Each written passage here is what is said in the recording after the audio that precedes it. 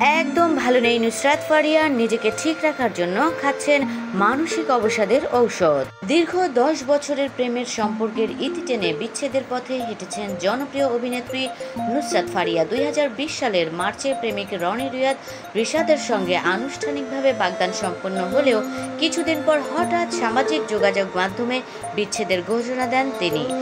সে সময় ফেসবুক পোস্টে ফারিয়া লেখেন, আমরা 3 বছর আগে বাগদানের ঘোষণা করেছিলাম। অনেক ভেবেচিন্তে আমি ও রনি আমাদের 9 বছরের সম্পর্কের ইতি টানছি।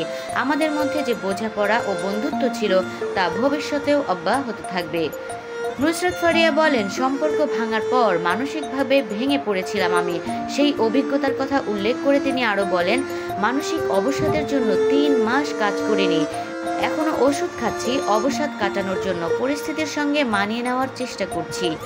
এদিকে সম্প্রতি এক বিতর্কিত কারণে একদিনের জন্য জেল হেফাজতেও থাকতে হয়েছে নুসরাত ফারিয়াকে। তবে বর্তমানে ধীরে ধীরে পুরনো ছন্দে ফেরার চেষ্টা করছেন তিনি। কিন্তু এখনো তিনি ভালো নেই। তিনি কোনো কিছু ঘোর যেন তার কাছ থেকে কাটছেই না। তিনি এই কারণে ওষুধ খেয়েই যাচ্ছেন। বন্ধুরা, আমাদের বিনোদনের খবর আপনাদের কেমন লাগে? আমাদের বাংলাদেশ ভিউর সঙ্গে থাকুন। আর ভিডিওগুলো ভালো লাগলে লাইক, কমেন্ট এবং সাবস্ক্রাইব করে দিন।